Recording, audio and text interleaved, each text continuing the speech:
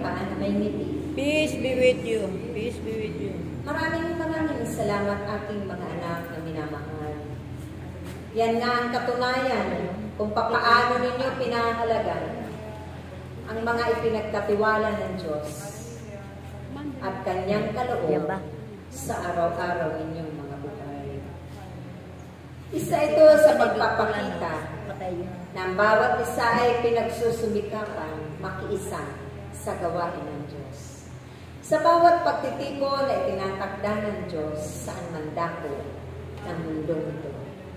Dahil kayo man ang Kanyang instrumento, daluyan ng mga pagpapala ng inyong mga kapwa upang makamtan din nila ang bagong buhay, upang makamtan din nila ang kalayaan sa kanilang mga buhay, upang hindi sila mahirapan magpakailanman tulad nila. Na ang mithiin din nila at pangarapin hangarin sa kanilang mga buhay sa araw-araw ay ang makasama ang Diyos, makatuwang ang Diyos sa lahat ng bagay. Ito man ay mga pagsubok na kailangang kakamtin, salot ng kahirapan, salot ng karamdaman, salot ng kalamidad o trahedya na kanyang pahintulutan na mararanasan ninyo sa kasalukuyang panahon. At ito ay hindi ninyo kakatakutan dahil sa pagpapahalaga ninyo, pagkalinga ninyo sa Kanya, pagtanggap ninyo sa Kanya sa inyong mga buhay.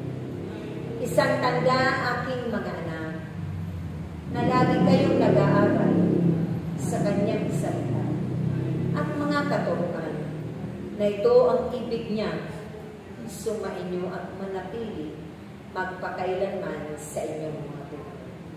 Isa pamuhay unti-unti, pagsumikapan, sundin at tukdin ang kanyang mga ipinag-uutos dahil yan ang kanyang kalooban sa bawat isa sa inyo. Kalooban niya na kayong lahat ay magsisilagi sa mga kasalanan at talikdan ito ng tuluyan. Laging mababa, puno ng pag-ibig, puno ng kagalakan at kapayapaan, puno ng pagpapatawad, puno ng mga mabubuting bagay na ito lagi ang inyong ibabahagi sa kapwa ninyo. Ipapalaga na hindi lamang ang kanyang banal na salita saan man kayo pumaroon na itakda niya o itakda. Kaya ang aking mga anak, nawa laging manatili kayo magkaisa, mag-ibigan, magpanalanginan, maging magalak ang bawat isa, mag-unawaan, magpunuan ng mga pagkukulang, magpatawaran, bigkis ng pag-ibig ng Diyos. Dahil sa aking mga bunga na lagi ninyong taglay ito at pinagsusumikapan na isa pamuhay araw-araw.